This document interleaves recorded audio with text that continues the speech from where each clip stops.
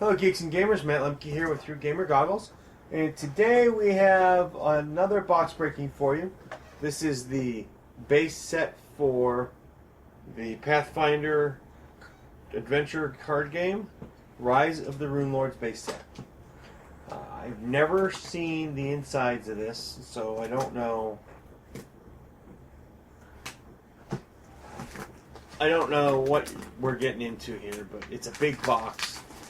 It's about 20 inches long by 18 inches. So it's a big box.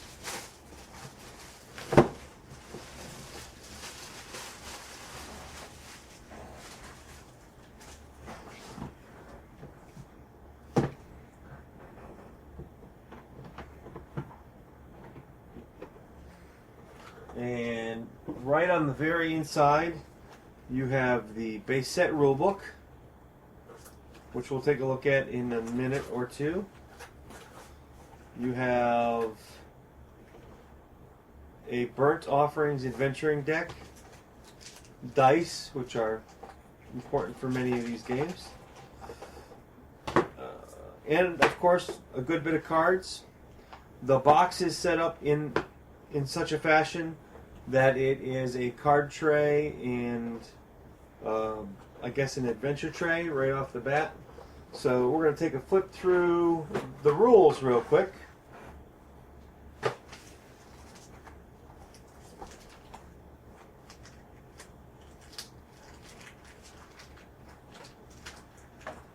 Maybe.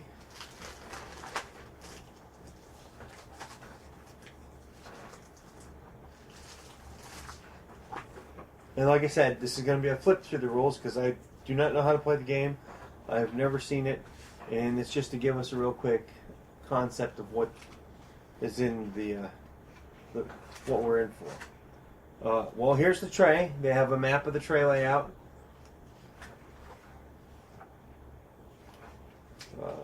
There's a setup phase, and well, not phase, but there's instructions for how to set up your cards. Here's a card setup. Here's a map of it, and then on the other page you have the layout. Can't zoom out far enough to get all this on the camera. They have the character cards. And rules for combat, different card types. Well, we could probably figure out most of this by looking at the cards, so let's do that. We're going to go ahead and we're going to start with the Burnt Offering Adventure deck first. We're going to zoom in far enough that you can see the cards.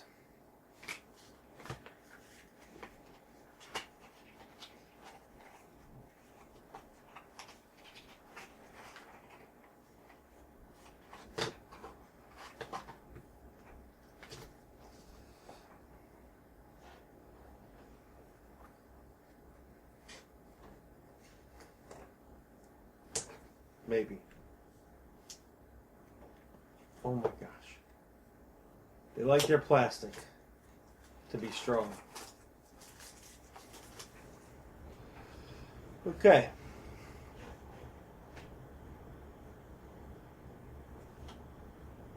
I really don't know what any of these mean, but the art looks good so far.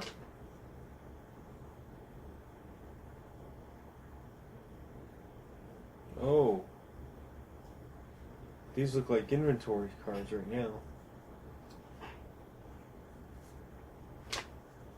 Cogmort! The Goblin Trude. These must be some of the character cards.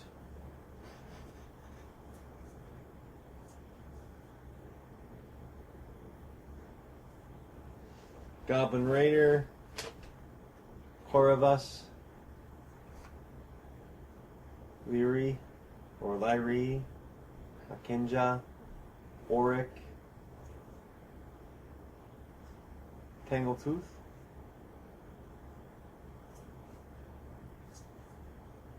Wraithful Spawn or Sin Spawn.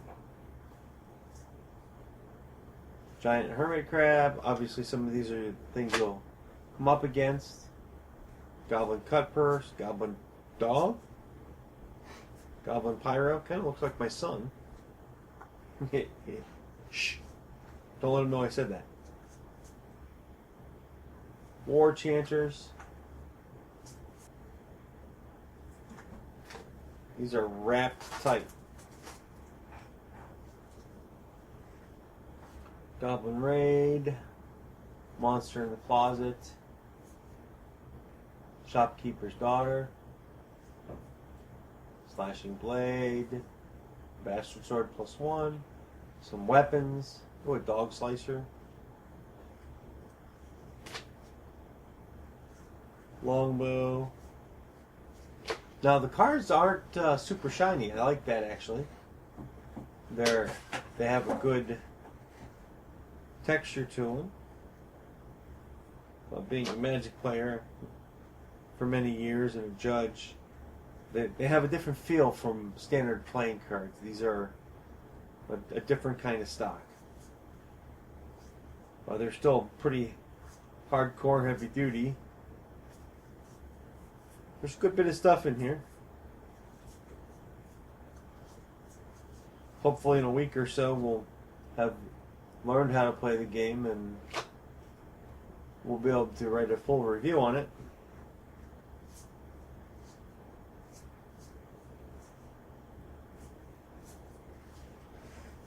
And then from inside the box, not in the deck itself, these are all supplemental cards. We have Sanctuary, Sleep. These sound like spells. Strength. Well, that's not a spell, obviously. That's Chainmail. Elven Chain Shirts. Good bit, too.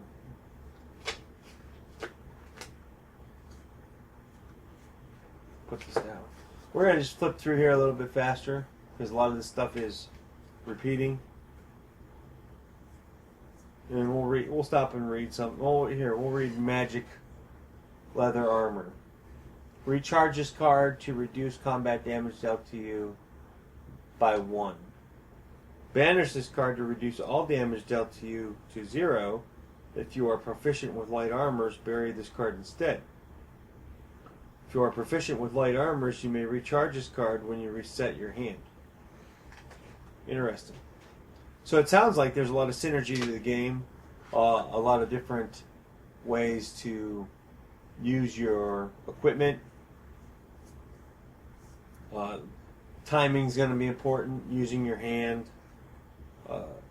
Knowing when you can reset it sounds like it's going to be important. They've got a lot of stuff in here from the games. They put a lot of thought into it to give it that role-playing feel. I mean, why else would there be a crowbar except to, like, bust open doors? Suppose it could be a makeshift weapon.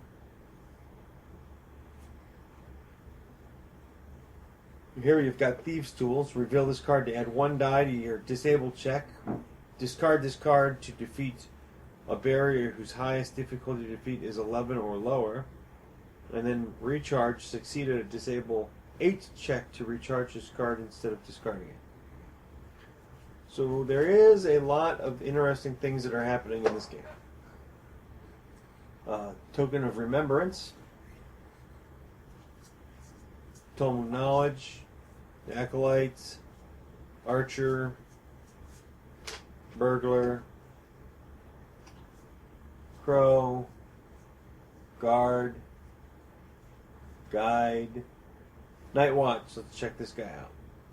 Recharge this card, add 1d10 to your perception check. Discard this card to explore your location.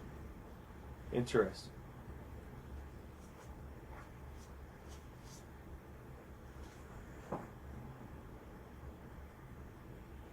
There's an ally.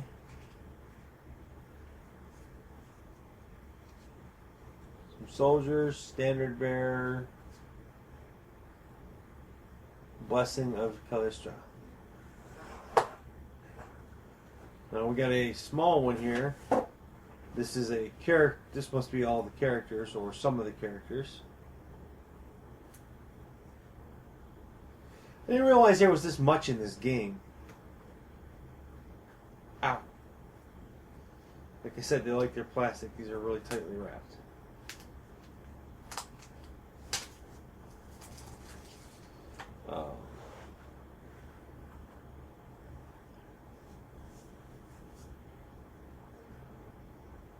This is Ezrin, male human wizard.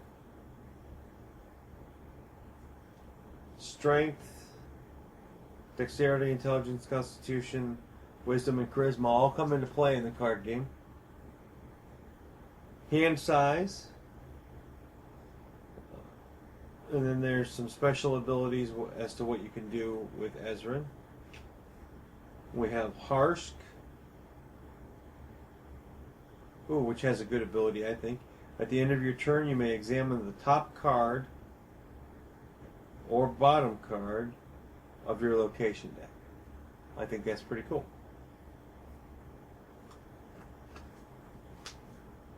Oh, we have Kira.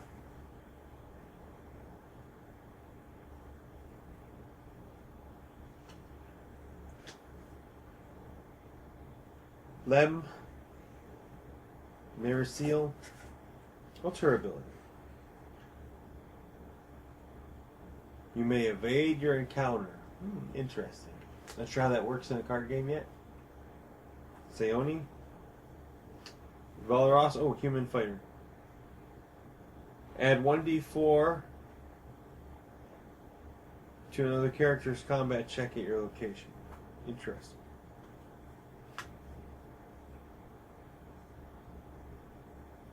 And then they've got powers cards for other characters. Ezrin has... he's a master of explosive magic. These wizards can blast any obstacle or foe to dust with a single word of power. Then you have Harsk, who's a sniper. Kira the healer. Lem the virtuoso. Mirasil acrobat.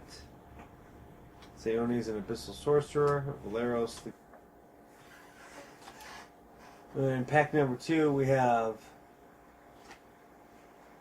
their face cards and their information cards about their personality, basically.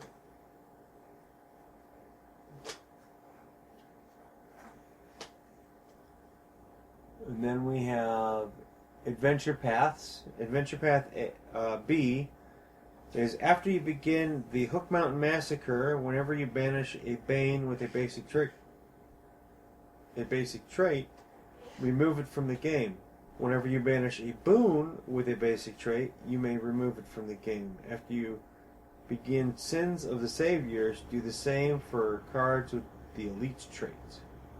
Each character gains this feat. Well, that's a reward. So these are basically rewards for accomplishing sections of the adventures. And then now we have some locations. We have an apothecary, city gate, deeper dungeons, desecrated vault, farmhouse, garrison. This is really starting to shape up to sound interesting, and the art's all pretty good. It kind of looks like it came right out of the comic book.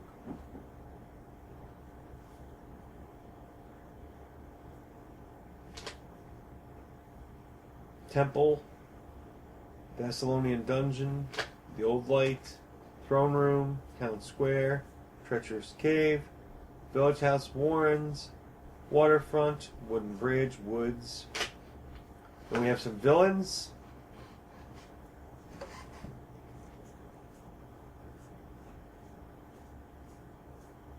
Good bit of villains. Ghouls.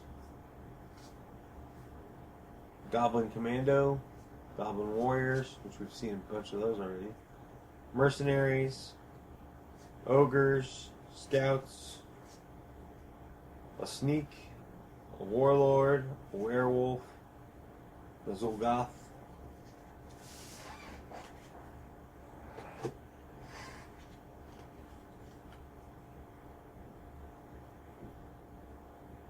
We've got several blessings here. Blessing of Aurora. Discard this card. Add 1 die to a check. Discard this card. Add 2 dice to a non-combat intelligence check. Discard this card to explore your location.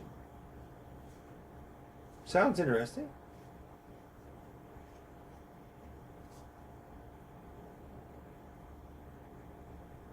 There's a lot of blessings.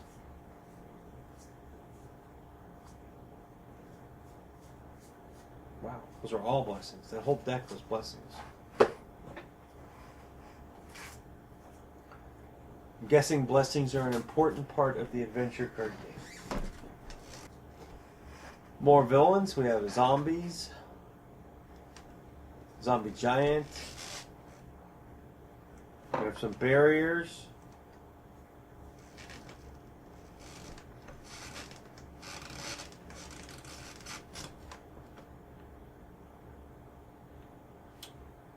We have a bastard sword. Daggers, darts, these are all weapons. Light crossbow, longsword +1. Mace, quarterstaff.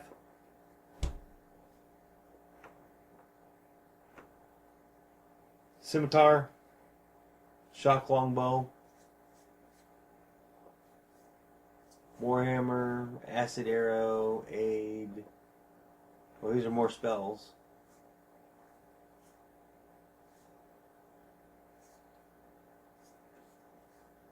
What if the cards glow when you cast Detect Magic? That'd be kind of cool. Wow. It's a lot of cards.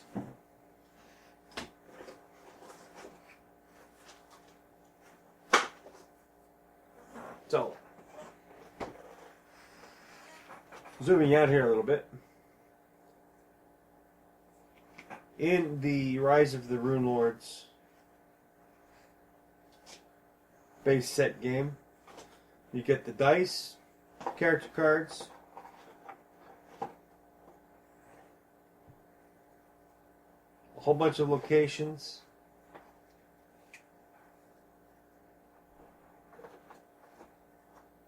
all the cards you need to basically start off the game, bunch of villains and zombies, blessings,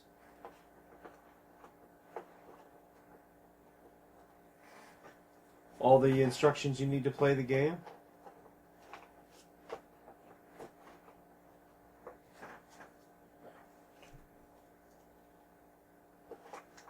And the good news is, games like this is, once you set them up, they're pretty much set up.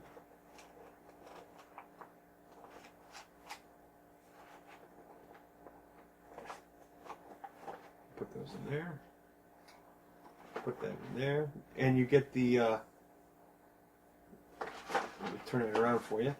You get the Burnt Offerings adventure deck with this, along with the rules that you need to play the game. Like I said before, in a week or so, I hope to have played enough games of this already to be able to write the full review. Who knows, maybe we'll even be able to, maybe it's easy enough and it doesn't take up enough space and we'll be able to get it on camera for you. Thanks for watching. This has been a box breaking with Matt Lemke on the Rise of the Rune Lords base set adventure card game from Paizo for Pathfinder. If you're watching this on our blog and you enjoyed it and you want to stay up to date, please click on one of the social media links on the right hand side of your screen and you'll be able to follow us. Have a good day.